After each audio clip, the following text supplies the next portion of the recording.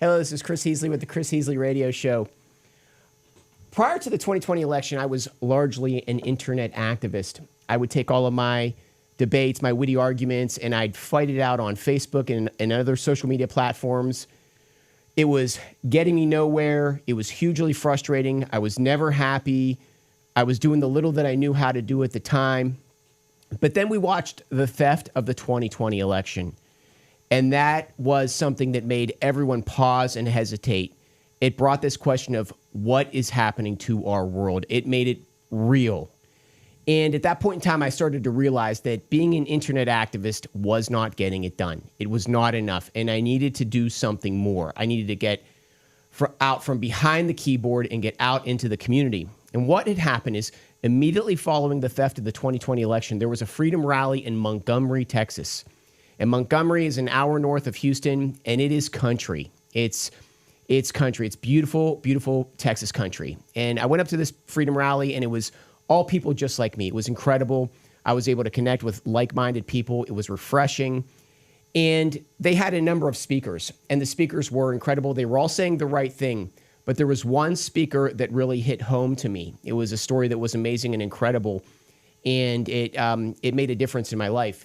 And the speaker was a woman from Venezuela, and what she did is she told the story of Venezuela. And just to give you a short idea of what she said, Venezuela is a resource-rich, quality of lifestyle, wealthy, rich country. It's a country at one point in time that had an incredible standard of living. And what had happened is, according to this speaker, she said, that the Cubans began to tell the Venezuelans, you better watch your elections because we were like that at one time, and now we are a poverty-stricken country run by a socialist dictator.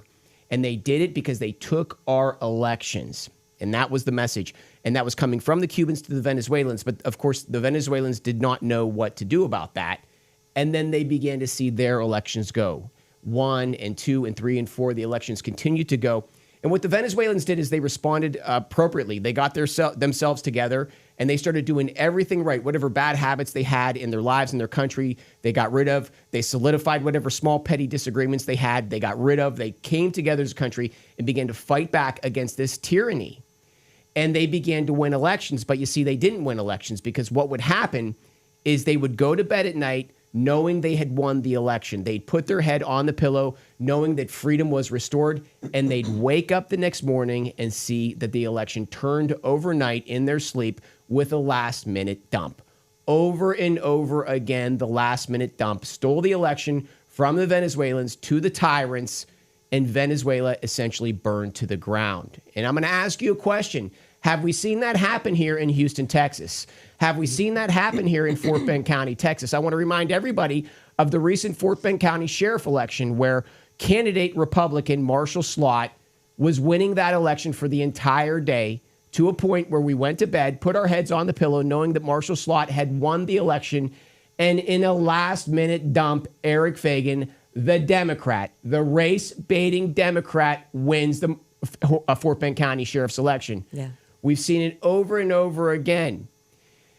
And so this woman's story was incredible because what she said is she said it happened in Venezuela and she was beginning to see it happen here. She saw it with the 2012 election. She began to have her suspicions when Mitt Romney went down to Barack Obama. Maybe we dodged a bullet with that one because Mitt Romney's no president, but at the time we didn't know that. And so, but that was when her suspicions began.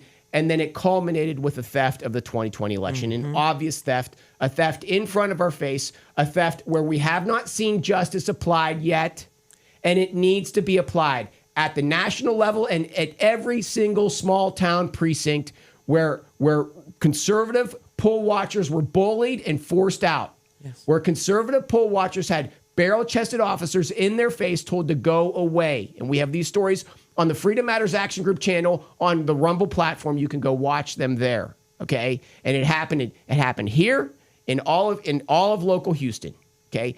And when is that justice going to happen, right? That's the question. Because until that justice happens, until we prosecute justice entirely, our country is not safe. But that story from that Venezuelan woman was incredible, and I'm very proud to say that I have that woman in my studio today, Carmen Maria Montiel, correct? Yes, Montiel. Thank you very Montiel, much, very Chris. good. I'm so Yeah. glad to be here with you today. I just want to say that what happened is I watched her speech and then I went to my car and it changed me. I went to my car and it was the pivotal event that took me from being an internet activist to being something more than that. And I opened up my phone and I started doing videos. And I created a channel called The High Ground Patriot that culminated into this show on Radio Dabang.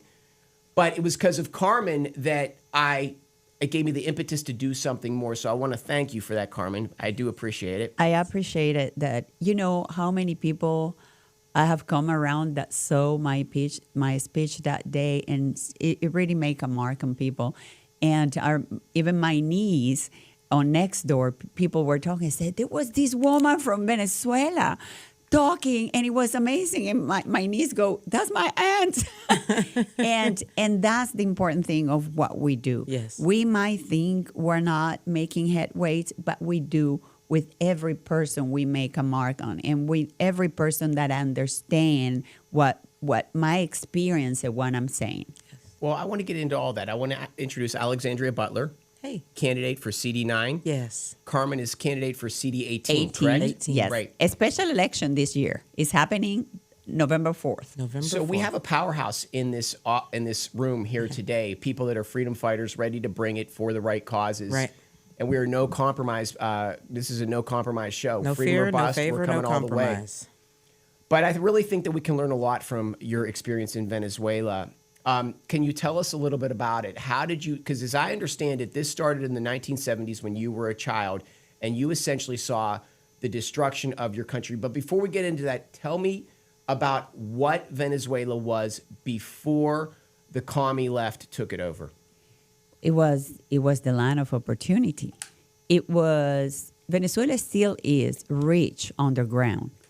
Oil, gold, minerals, water. We have so much water. We have coltan. You understand that only few countries in the world have coltan, and you cannot make this without coltan. And the thing is, it fell in the hands of the communists.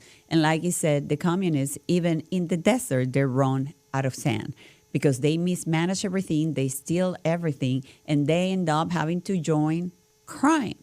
Venezuela was the land of opportunity because it was so rich. Everybody wants to move to Venezuela. We have big lumps of immigrants, legal immigrants from all over the world. And people that went to work for oil from all over the world went there and actually stayed there. They have no reason to want to go back to the countries because it was a promised land. It was the land of freedom, and it was so safe. I remember, we used to play on the streets. There was no crime. The people were wholesome. The Venezuelan people are beautiful people, hardworking people, wholesome. Yes. But I would say we started in the 70s with illegal immigration, but we always need to know that by the time we get there, this plan is being in place from way before, from years before. Yes. And what happened is the last dictatorship that we have before Hugo Chavez that lasted 10 years in the 50s, it was a right-wing dictatorship. And it was the 10 years when Venezuela evolutionated. It was, infrastructure, everything. This dictator, Pérez Jiménez, really used the resource of oil to build a fantastic country. So under a right-wing dictatorship, Venezuela blossomed. And my mother used to tell me, my mother is still alive, 94 years old. She told me how when she was 21 years old, at that time she was a young mother, and she said she had to go to the pharmacy at midnight to get a medicine for one of my older siblings. And she said nobody would even dare to whistle at me, because the Latin countries, there is this thing, they whistle, they say, Right. say. Right. But at midnight, she said, I walked to the pharmacy and I was safe during that dictatorship. And then the socialists, because the reality is then it came 40 years of democracy, of a bipartisan, but the two parties were socialist. And as they overturned the right-wing dictator, who was a military man, and they took over, and it was just a ping pong between the two parties, but they were socialists, and they started calling the people to come from the alarm. It's better to come to the city. So they destroyed the farm, and then they opened the borders.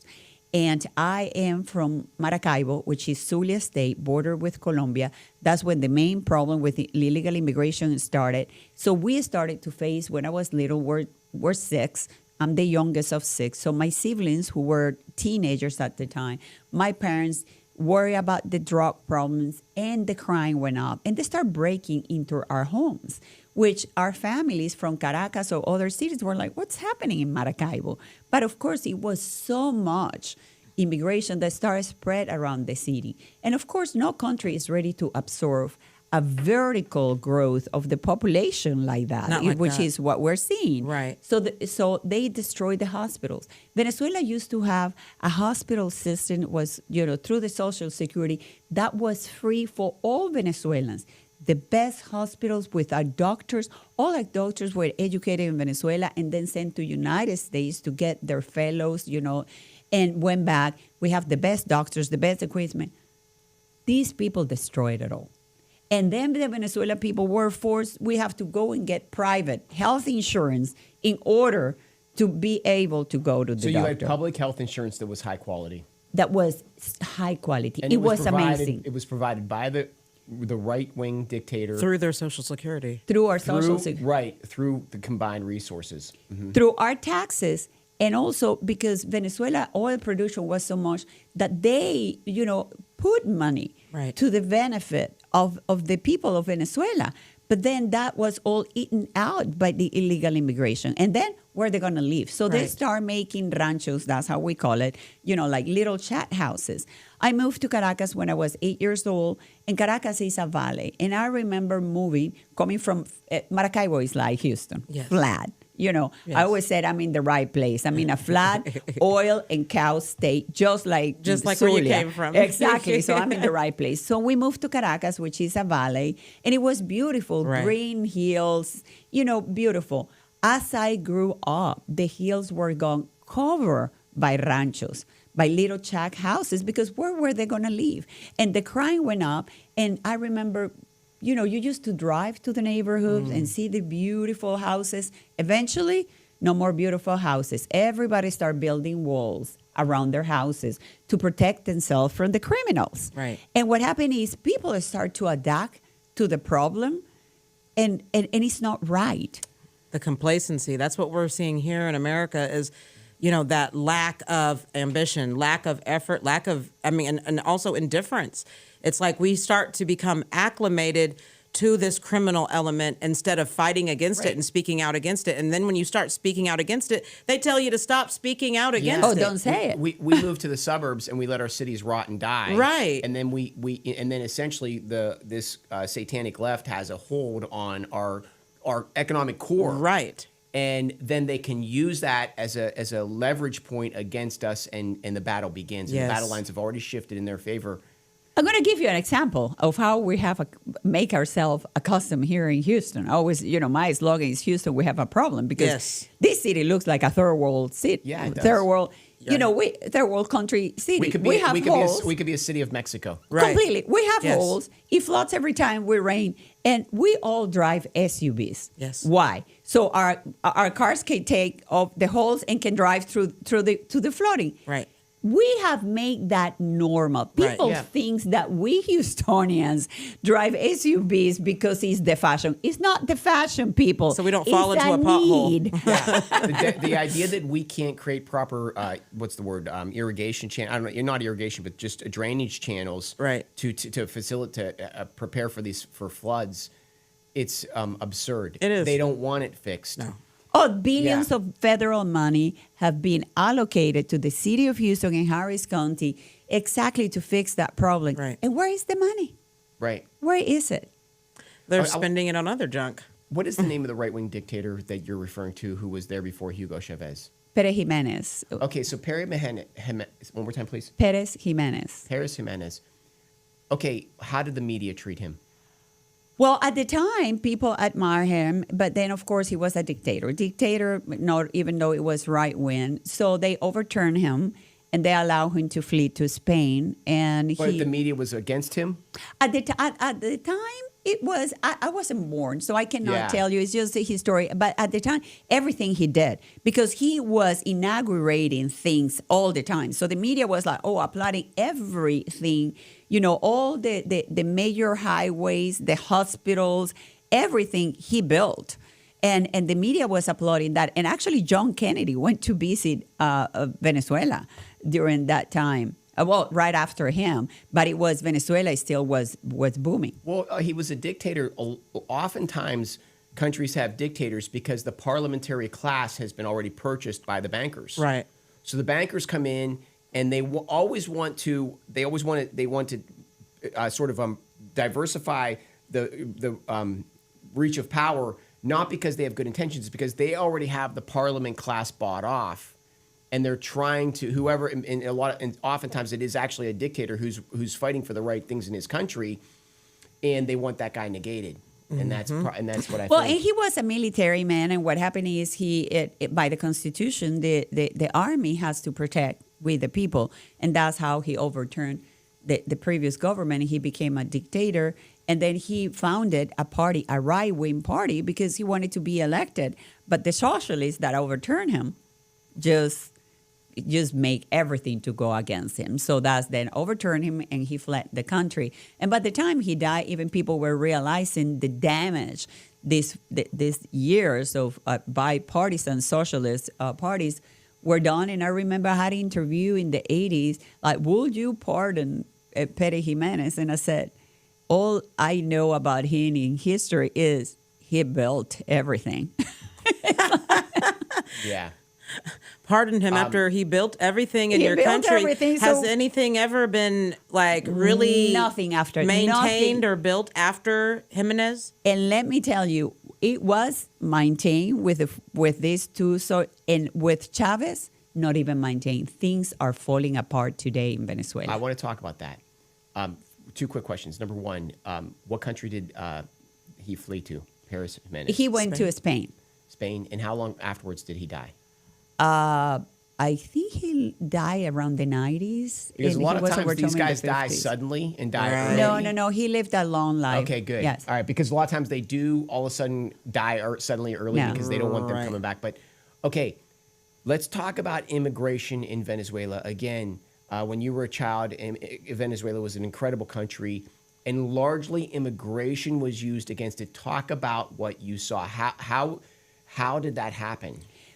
Being in Maracaibo was the border. It started through Colombia, and it was mostly Colombia, Ecuadorians, Peruvian. They just opened the border, and as soon as they came, Who opened drugs. the border, if I may ask? The government. It was just like Biden After the did that for socialists- years. After the socialists Paris took over? Jimenez was gone, they opened the border. Because we're talking the 70s. Pere Jimenez was overturned in 1958. So And now shortly we're after that. talking 70s. And now there is this influx of illegal immigrants. And suddenly they were taking, just like we see here, the maid jobs, all the jobs. Right. And I remember because, it was something that was happening. You become accustomed because we all become accustomed. And I remember we had a maid that was from Colombia, and she wanted to go back. And my mom was just pleading with her. It was like, don't go back. You're going to get raped. Because same thing. Right. Whenever these people, go across the border in these situations, they're risking their life. They're getting raped. Right. All of these things happening. It's drug problems. It was the same thing. So for me, it's like living this horror movie all over again. It's just like Groundhog Day movie. Right. What you're seeing here. Where he It's like, wakes yes. up, it's the same thing It's the every same single thing. day. I used to say I come from the future. I said, I can tell you how this is going to end if we Right. don't do something. Right. But now I feel like I'm in Groundhog Day movie. Like every day I wake up and I say, I already lived this. I already went through this. And it's happening everything. It's the manual. Was the destruction, the minute that Paris Jimenez was gone, did the destruction, the lowering of the quality of life of Venezuelans begin immediately following him? No, they did it, from 58 to the 70s. And the 70s is when the legal immigration came, and the first thing they destroyed really was the healthcare because they took over, they have to go to the hospitals. and immediately was the healthcare Yes. and crime right away, and drugs. Right. Drugs became a major problem in Venezuela. Right. And I remember my mom being so worried, always searching through, especially my three brothers searching Through their stuff. through their stuff, because and I was little. Imagine I'm just little, looking at all of these things, quite not understanding what's But going now on. you know. And now I know it. That's why when these things started happening here, I'm like, okay, I saw this, and understanding and appreciating more and more every word my father said. Because my father was telling us things like corruption and bureaucracy is killing the country. And saying something very important. My dad always said, America will regret neglecting their backyard, meaning Latin America. Right. So, okay. So now you have this huge immigrant influx into your country. How did that group assimilate with the Venezuelans, or were they sort of used as a leverage against the Venezuelans? No, they never assimilated because they were illegals. They put their own like barrios. That's what we call it when you have a group of ranchos, barrios. When they raised their own flag, where we, the Venezuelan people, could not enter. Okay, imagine this. It's like their own country. In your own country, there are areas you cannot enter because they raised their own flag and you're risking your life.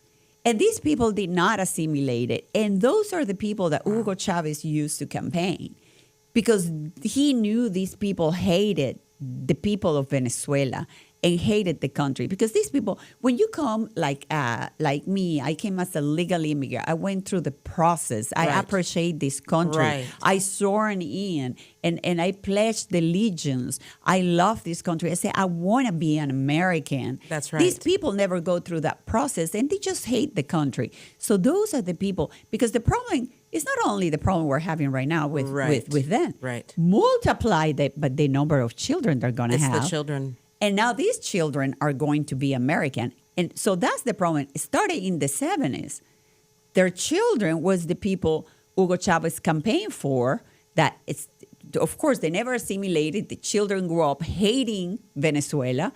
And they were like, hey, these people, they took away from you. They took the money from you. So now I'm going to take it from them and give it to you. That was his campaign. And he originally, the first time, he rightfully won the election, but after that, he set up the whole system. He stole the election. He set the whole system up to manage elections. Exactly. What I just heard there was the same thing I hear coming from the left. Eat the rich. They want to steal from those that make a certain threshold of money, and then we're giving it to you. That's the same logic. Like that is the same thing. It's the left. The other thing is that Wow. in Fort Bend County, we had our county taken over by the Democrats. And as soon as they took over the county, they set up an elections task force where essentially the district attorney would almost run the elections, and it's the same thing. It's, it's Bureaucracy. conquered land. And now we're going to keep And what they have created is we have elected officials that run the elections, that run the city, that run the country, and then they win, and then created separated, independent companies or institutions that now are all going to oversee the elected officials. Are you seeing this? Oversight so committee. People that were not elected, they create these Bureaucrats. entities, bureaucrats, that now are going to oversee the elected officials. How is that right? How is that somebody that is not elected oversees the people we elected? Right. And people are not seeing this. Right. Like, remember, suddenly they created these election administrators. Right. Where did that come from? Right. It used to be an elected official that ran the elections. Right. And now they have people they put into position that they pay a lot of money.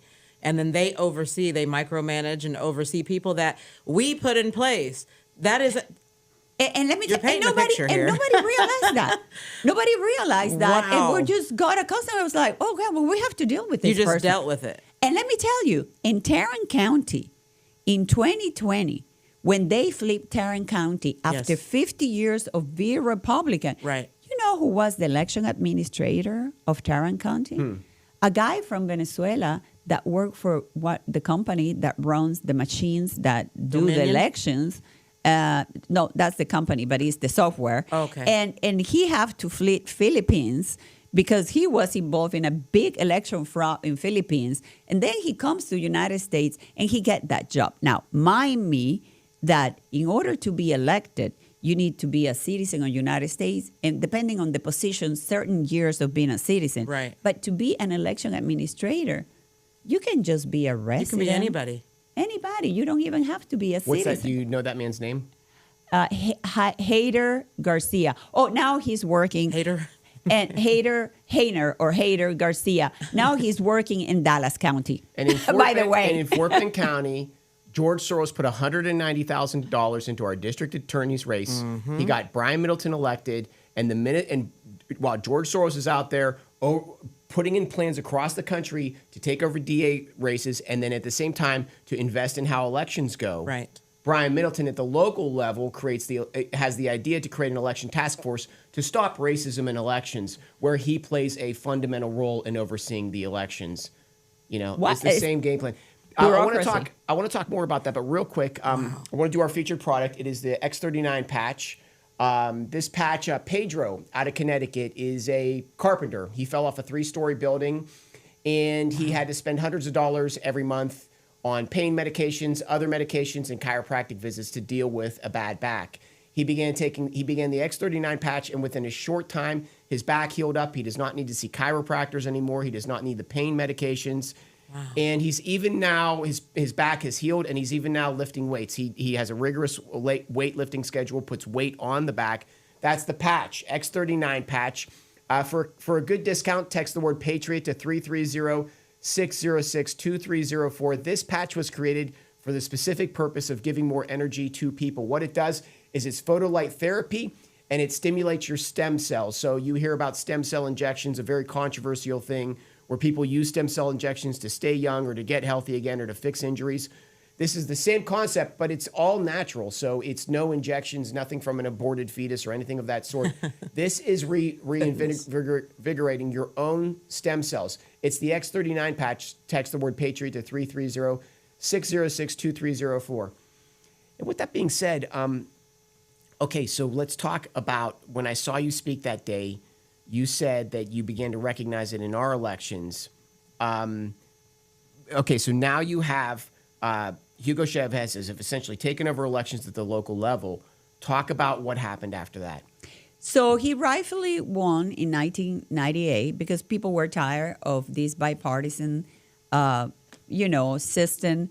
But people never realized that the two parties were socialists. To this day, when I say it, the Venezuelans look at me like, what are you talking about? But, it's ignorance because it was forbidden to talk about ideology. And that's a problem. We need to talk about ideology. Yes, we do. This thing that, let's not talk about it. No. We need to talk about ideology. It's very important. So he won, and he started right away to go completely to the left.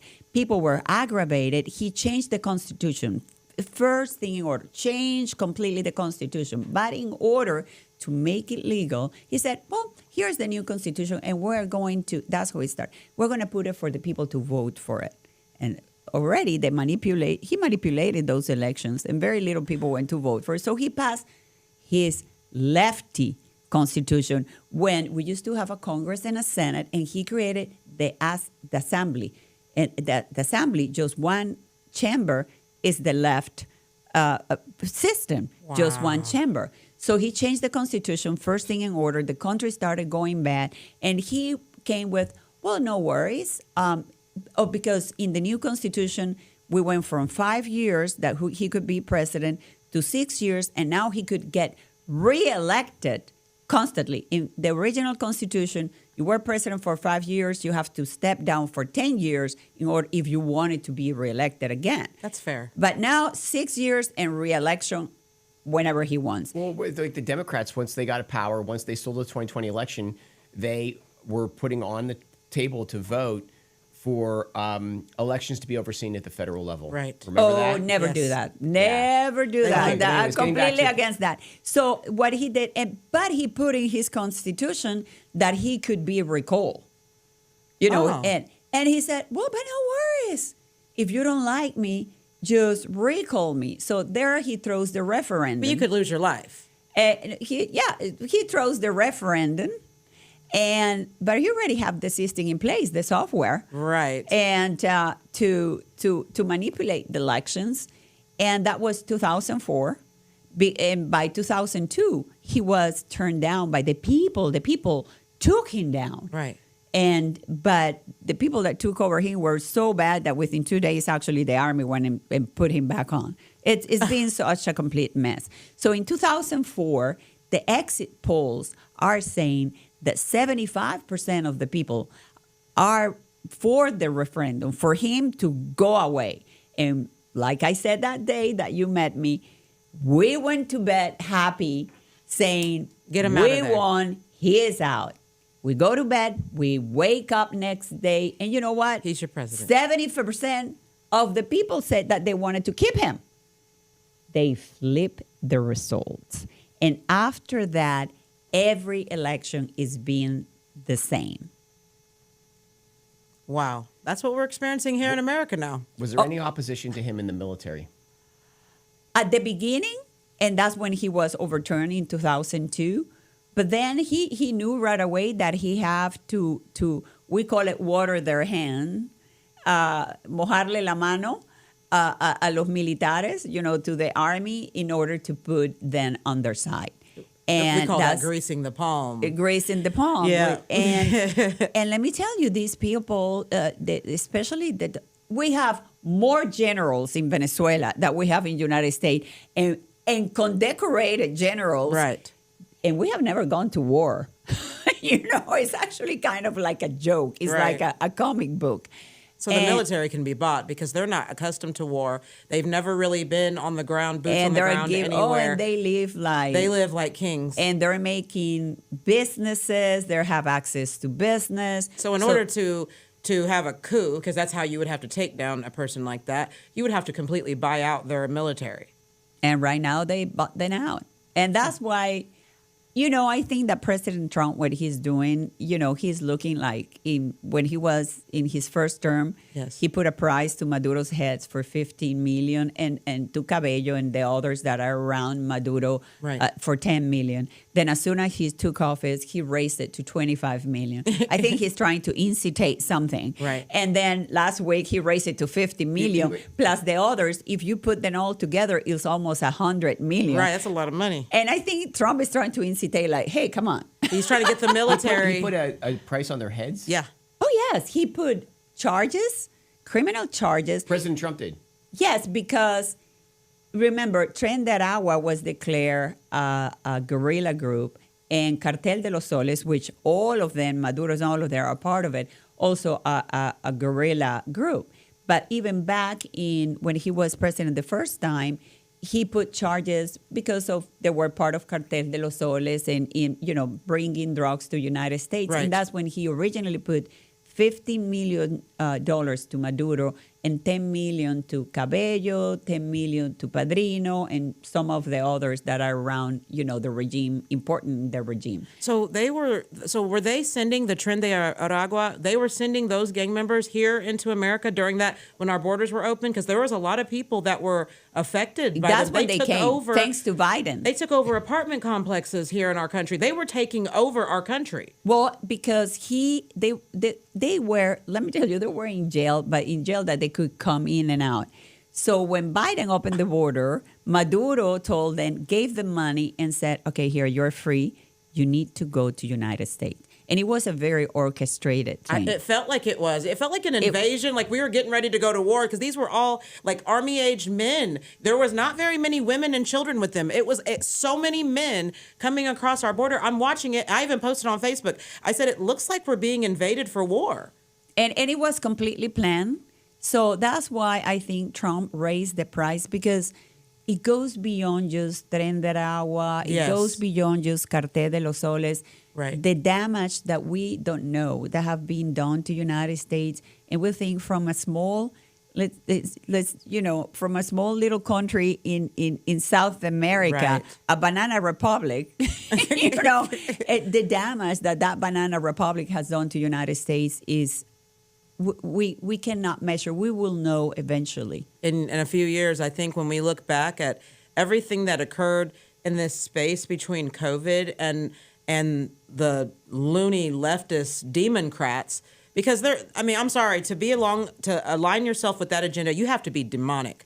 What kind of mindset can support anything with their agenda? What they've done to our country is catastrophic. We're still dealing with that. We still got some of these gang members here. No, but imagine when Trump says, I'm going to, fix the problem of crime in Washington, and the Democrats say no. Right. How can you be against protecting the people? Right. They're not for the people. They hate the people. So obviously, these people have a mental issue. Yes.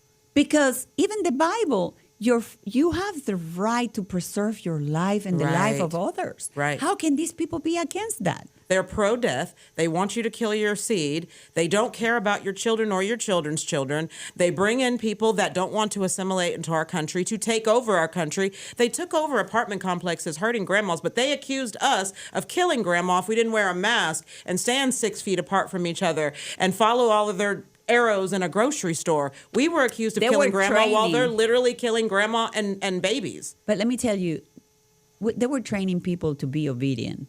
And the major problem was to our children. Because while we grew up free, yes, and we love freedom, yes, our children were trained to obey. They were. And I see it in my children, because it's right to obey certain things, yes, but they were trained to obey stupid things. Right. That are not for freedom. Right. And this was in a plan that generation is already trained, while we are the ones fighting back. See, the Bible says to train a child up in the way they should go. And so they start off young when they're getting their education, and they start indoctrinating them right then. Stand in a line, follow this, do Put this. the mask. Yes, the mask. Put the mask. I remember when I didn't want to wear the mask anymore, and I was like, I'm going to wear it. And my kids were like, come on, Mom, why are you not going to wear the mask? Right. And I said, I'm not going to wear it. So, Mom, please. I was like, stop it. Right. I'm not wearing it. Right. We didn't wear it either. When I boarded a plane, TSA didn't want to let me in, so I just put a bandana on like I was a bank robber.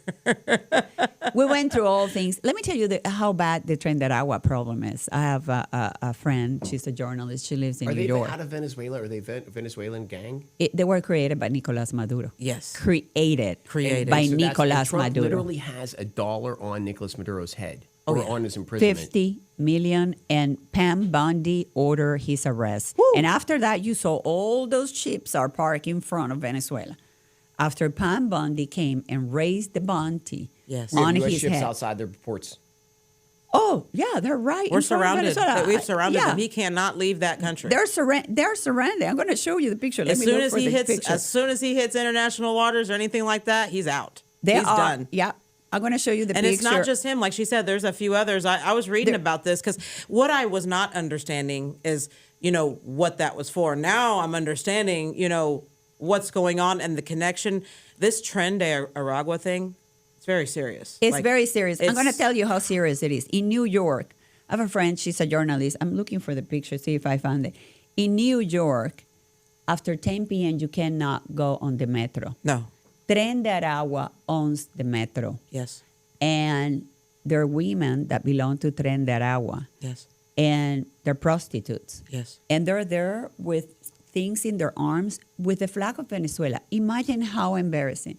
And they have condoms hanging up because they are right there in the subway having sex with the men, and the condoms are $5. So the whole fee, and you cannot say anything. And my friend, who is a journalist, she was going to record it, and then the Tren de Aragua man, the pimps, came and told her in the ear and said, you take a picture or you do anything, I will kill you. Oh.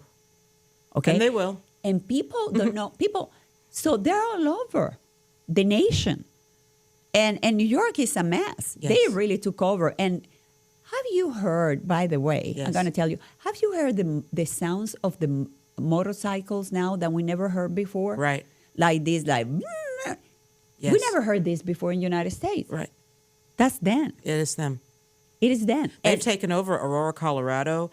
They've taken over all these like liberal strongholds we see all over. You can guarantee Tren de Aragua is there. And it used to be that MS-13 was like our biggest problem, but these Venezuelan gangs have literally like they're overtaking like Jalisco cartels and all of that. And let me tell you something. In order for these individuals to be accepted into these groups, these cartels and things like that, they have to kill their family member. And it's kind of gory a little bit. They not only have to kill a family member, they also have to eat the beating heart of this family member after they've taken their life. They have to make them cold, immediately cold, so that they will be able to, when they like the threaten mafia. a life, they have to know that they will carry out that threat. Yeah, it's a promise. It's not a threat. It's a promise. It's I'm trying. Somebody sent me the picture. Well, with- okay, and in these cities too, their Second Amendment, the Second Amendment has been nullified. Yes. So if you go into New York with a gun, You know, can't protect yourself. You can't protect Oh, yourself. but have you seen the arms of Tren de Aragua? God, they're armed to the teeth. You know, They have arsenals. Arsenals, and you say how these people just came here illegally and they have all these arms. How long is this going to last? I mean, Trump's in office now. You know, the ships, U.S. destroyers are outside of Venezuela. How long can this continue? Well, they need to take him down soon, and I don't think we don't know when it's going to happen because, like we always say in Spanish, "Guerra avisada no mata soldado." You know, if you warn about war, you know you will never kill a soldier, and it's going to happen.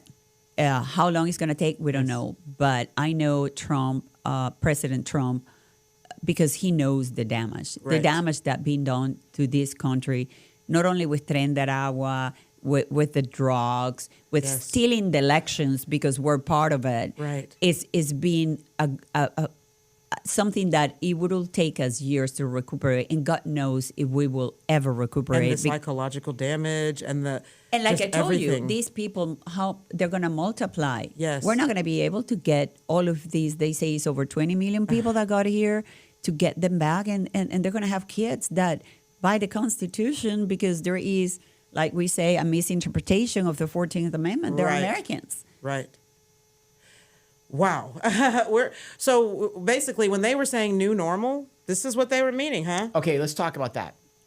In Venezuela, did they also do the same thing with the 14th Amendment where they misinterpret it so that if the women can come here, have a baby, and then the whole family gets citizenship? Did they do that in Venezuela? In Venezuela, there is birthright, yes. Birthright And citizenship. yes, birthright citizenship. It was not like here that it was the 14th Amendment. It was within the Constitution because what happened in Venezuela is when Simón Bolívar liberated Venezuela, the slaves were liberated at the time. So actually in Venezuela, we liberated the slave before United States. Right. So that was never an issue. But the problem, because it became later, and our Constitution was very similar to the American Constitution, we have birthright. But with you analyze many countries, even in Latin America, many countries don't give you birthright. No, they don't. And that's why we need to fix that, I agree. because even if you're here temporarily working on a visa, that doesn't mean that your child born here in other countries, the Right. child born there, have birthright. We have to be specific about the language. It's very important that we do that because we keep seeing the left distorting the language, changing what it means, changing definitions of words. Even in Webster's dictionary, they will change a definition so that something can mean something else. So when you look at the Constitution, now they've modernized it and it applies to this right now. And it's not. And that's give it not to a true. lawyer to twist the words. Oh, yeah, absolutely. So we like- have got to be very exact because they do this all the time so they can take advantage of us and well-meaning people that write legislature, you know? We saw it with the VOCA stuff, Chris. I mean, they changed something that was supposed to be a good thing, and now they're using it for the woke left. When the woke starts interpreting the Bible, the Constitution, all of that, you're going to get a whole mess. And that's what's happening right now. Battle lines start at the beginning with the use of words and language. Right. And the left, what they do is they encroach on your language by creating the lines, the battle lines of things you can and cannot say. Right. And then they've already got the ball Right. on their side, on their side of the field. Okay, so you mentioned the name Simón Bolivar. Can you tell us about him? First of all, was he Venezuelan? Yes. He was the son of Spaniards. South America. We were colonized by the Spaniards. So he was what was called a criollo, a Creole, because he was the son of Spaniards born in Venezuela. And so he grew up. What and- year? Oh, God, you're now... Roughly 1800s, 1700s? 1800s, because in the 1800s, that's when he freed Venezuela. And now you're testing my history research. knowledge. And he grew up and he decided to free Venezuela from the Spaniards. And he started in Venezuela, and then he freed Colombia, Ecuador, Peru, Bolivia. And remember that Panama was part of Colombia, and Yes. that's what 6 countries are. They say that he freed 6 countries. It was in reality 5, Right. but then Panama separated from Colombia. Yes. And then he was a visionary man, because he used to write lines that were very meaningful and powerful and futuristic, Yes. that even today we're reading was like, and he wanted to unify all those 5 countries at the time and call it the Gran Colombia to be. And he always said, because we need to be a force to face the big of the North, meaning United States. He knew United States was going to be a power in the world. Right. But of course, he then named himself emperor, and then everybody started going against him. Everything got separated, and La Gran Colombia did not survive. And then we were back to be the 5 countries. And then with the Panama Canal, that's when they separated Panama from Colombia. Teddy Roosevelt did that. Yes, and that's how the whole story goes. And there are, there are people that are still, say, well, love him because he freed, our countries from Spain. But there are some people that are detractors and say he has, certain interests. And you know how a story goes. There are people pro and detractors. So we will... we just need to go back in time and really see the truth of the whole thing. Today, Hugo Chavez used and abused his name. Right. He wanted to become Simón Bolívar. Actually, he took the painting of the fixture of Simón Bolívar and have it remade with his features. Oh, wow. And he unburied the tomb of Bolívar because he did voodoo. And he needed a bond of Bolívar. He unburied the tomb of Bolívar, which is a violation. You said that he practiced, Hugo Chavez practiced voodoo and hoodoo? Yeah. He's a voodoo practitioner, Santeria? In Santeria. In the Caribbean, it's a big thing. And he learned his socialist from the Cubans. And he just bowed to Fidel Castro. In Cuba, they practice a lot of Santeria. And that's a major problem in the Venezuela. Poverty. Yes. If you see wherever Santeria takes over, you see very poverty-stricken people that live terrible. Like Same thing in wherever you Cuba. see idolatry, Santeria, what you're What is gonna see, Santeria? demonic. It's. Let me say, have you seen in Louisiana? They practice a lot of Santeria in Louisiana. It's very Same thing. common. It's a mix, right? So syncretism is where you mix religions, right? So Santeria is a mixture of voodoo, straight up Satan worship, and Catholicism. It is a blend of all 3. So that's why a lot of people say, well, we love Jesus too, right? Because they do invoke Jesus' name in their rituals. With different names. With different names. With different names, Legba yeah. and certain other individuals they invoke during their rituals. Our virgins, the Catholic virgins, they use it, but with Yes. different names. With different names. Like, it's kind of like she becomes this queen of heaven type persona. They take these personas and then they invoke certain things in their rituals. And but you're playing with the devil. But I'm telling you, it's all satanic. yeah. And yes, things happen. Yes, it's real, okay? That doesn't mean it's the top, because Jesus is the way, the truth, and the life, okay? But these religions where you see them, and it's not just Santeria, it's idolatry, any paganistic religions like that, what you notice is there is heavy, heavy poverty in those Heavy areas. poverty. And you know what? Everybody that was present when they took out the tomb of Bolivar, they're all dead today. They today. probably cursed themselves by They doing call that. well because Simón Bolívar said, "Whoever violate my tomb will pay." Oh, that was a prophetic word right there. And all that today. And Hugo Chavez did this. What's it called again? Santeria. Santeria. He did He this? needed. He was a practitioner of this. Yes, because he went to Cuba. And, well, in Venezuela, there's been always like Right, because there's in an the element. Caribbean, And there that whole area, Santeria, is It like is- it's it's very amazing. popular, and there's a lot of blending of religion in these regions in There- the Caribbean and all that. It's very and then he common. went to Cuba, which Fidel made big use of that. Fidel Castro, and what people have said is that he did that because he needed a bond from Bolivar to do some ritual, so he wanted to be. So he exhumes his body. He exhumes his body. He needed a bond to do something with the Santeria, but he died. They all died right away, and that's what it's so evil. But you realize how evil everything in the left is. They are willing to go that far to practice things that dark. But see, Hugo was open about his beliefs, you know.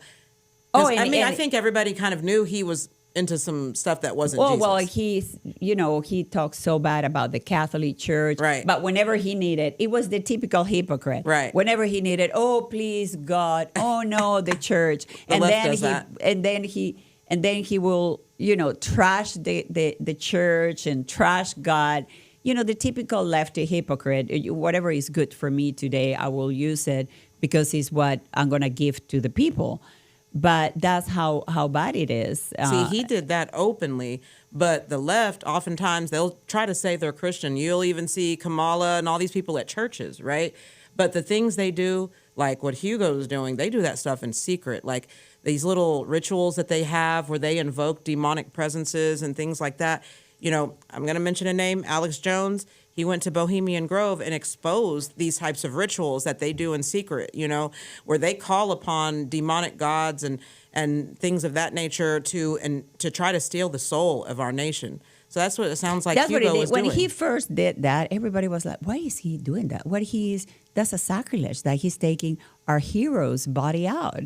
And then somebody that knows about it said, well, about Santeria, say this is the reason why. And he did it. Well, I just want to say, think about the torture that the Venezuelan people went through. Oof.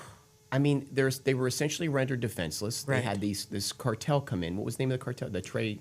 Cartel de los Soles right now. But what happened is we always have Hugo Chavez and this regime just opened the doors to all the drug cartels from Colombia and the world into Venezuela, so they could use Venezuela to fly the drugs out. Right. And so when they did that, they became part of it. And it's not only Cartel de los Soles, it's just many cartels. A lot, yes. there And is. so they just open up the doors to that and to be the route to get the drugs out. Like a middleman kind of thing. You can Exact. cross through, you can come through, we'll turn our blind eye and let you in, So they're taking the money. Obviously, they're getting paid to do this.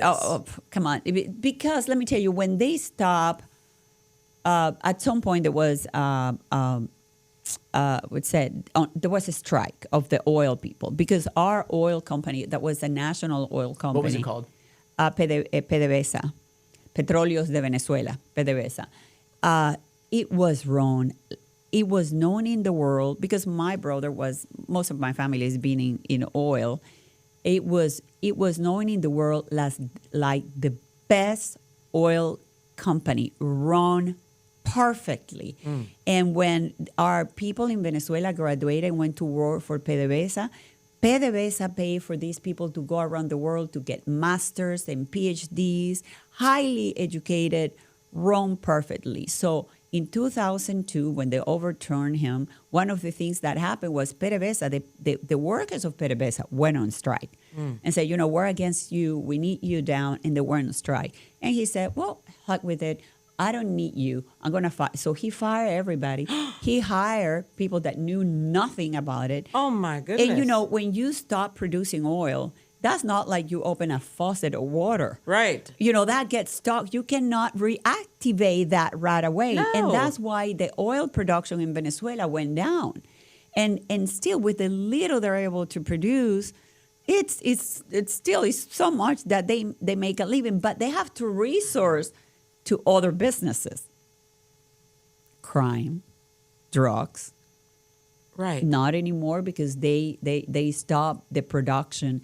And let me tell you, people, because I'm still involved with a lot of people that is in oil, said Venezuela, we're number one in resources, and they tell me, and there's still areas that they know, they said that they're still studying, that they know there might be oil. So we are not done with saying how much oil Venezuela has. Actually has, right. Okay, what about today? Maduro is, I would say, somewhat pigeonholed, I think. The left is now in defense. It's no longer on offense across the world. What is this? What's things looking like in Venezuela today? Oh, Is there hope on the horizon? Oh, now people is hopeful. Now that all these ships are parked in front of Venezuela, safer. and they know there is a bounty and an order to arrest Right. Maduro. Right. People are hopeful, and that's why I think something's going to happen. I don't think that our President Trump, will get this far to do nothing. Oh, no, he's not a him. charlatan like He's- many people like to portray him. Right. he's not. He's the best president of my lifetime. I mean, I've lived during Reagan. I love Reagan. One of my favorite memories is tear that wall down, right? But Trump, man, he has surpassed. And Ronald what Reagan, he in my says, he opinion. gets done. Yeah, he does. Yeah. He's a man of his word. Yeah. You know, promises made. So the quality of promises life kept. isn't necessarily like totally returned, but there's hope on the horizon. There is hope, but no return. There are clusters of areas in Venezuela and groups of people that live in a bubble because their business still needed in Venezuela, and even if they're not involved with the regime, their business are needed, and they live a okay life. And still people tell me, oh, the restaurants in Venezuela, everything is all good. But the majority of the people are suffering. The majority of the people are having hard time feeding their families. The crime have gone down because the criminals moved to United States. Goodness, that's oh down. Lord, That's the thing. they're here now. Well, ladies, it was a great hour. I Wow. just want to finish up. Carmen, tell us about the state of your campaign and just tell us where we can learn more about you. Well, my election is this November 4th. It's a special election, November 4th for District 18. As you know, this district changed after the 2020 census. It's 45% Latino. 20% of the area used to belong to District 2, which is a Republican district. So going again with what we're talking about, stolen election, it is impossible that Sheila Jackson Lee and Sylvester Turner got 70% as they used to in the elections here. But we all know what happened. But we have the opportunity now in this election to change that. I'm going second in the polls, and those are Democratic polls, and they still say I'm going second. So all I Yes. need is your help. I need for donate whatever you can. Please sign up for volunteers because we need to get to as much doors as we can. My website is Carmen4Congress.com. Visit us. Follow me in X, Instagram, everywhere is Carmen4Congress.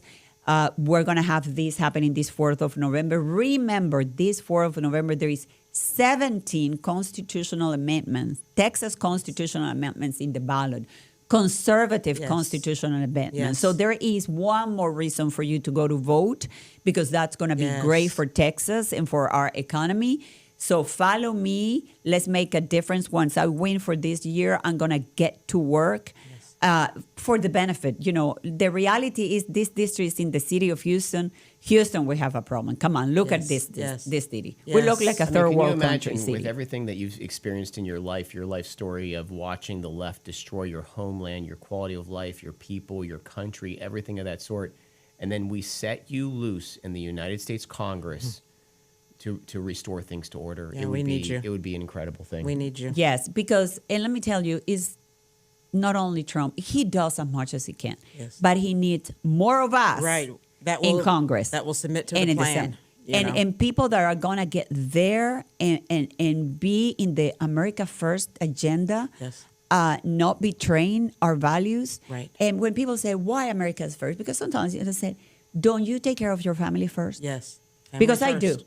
And so the same way I take care of my children first, I Yes. take care of my country first. That's right. Amen. Yeah.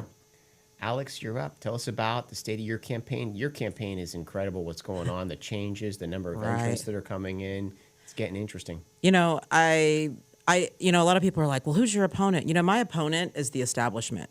And I'm just going to keep it real. My opponent is career politicians. My opponent is anybody that entered this race after it was made easier for them, because I was ready to go to war against Al Green. I was ready to go to war no matter who my opponent is. And so, like I said, I'm running for District 9 here in Houston, Texas. Our sister said, Houston, we have a problem, and we do. What we don't need are people that are trained. We don't need people that are going to stand before people, not relate to them, get into a seat, and then twist up everything they said they were going to do and not keep any promises. And, you know, right now what we're dealing with are establishment Republicans who have seen that now the District 9 is plus 24, but they didn't care about the problems before. The dumpster fire's been going on. Everybody's been watching. Al Green went uncontested. Everybody was saying, don't run. It's a lost cause. It's a Democrat stronghold. Now we're redistricted. Now we're plus, I think it's plus 15 Republican now, according to the new maps. And, you know, my website, alexandriabutlercampaign.org. You'll see my platform. I'm pro-family, pro-faith, pro-freedom all the way, American first, pro-MAGA. You see the hat. It's not a game. I'm not afraid to say it. I'm not afraid to stand for what I believe in, and we don't believe in fear. We don't believe in favor, and we don't believe in compromise. My hands aren't being greased by anybody. I can't be bought. I've already been tested and tried and true. God bless you. Yeah, and I know you are your campaign's gaining heat because you're being attacked. Oh, yeah, big time. You are now being attacked. It's getting haters. Controversial. Yeah, I love haters. It's funny. I know, like, for some people, they get embarrassed. They're like, oh, they got to defend themselves. I actually it's giving main character energy, right? So when people... Wear like a badge. Right. You know, I love it because here's my thing. Like, I've been in ministry for many years, right? And I already got ahead of everything. Hey, y'all know I have not been saved my whole life. You know that I have a passion. I talk candidly about this. So this kind of thing kind of gets my boat rowing a little bit, so to speak. I love healthy competition. I don't like dirty politics, but I don't care about people's opinions of me. I've already been delivered from that. So yeah, keep talking about me. When they attack you, you lean into it. Right. You know? It's cool. Yep. But they're talking about you, Yeah, whether it's good or bad. Right. They keep talking about me. you. That's my a good name thing. keeps Yes. getting brought up.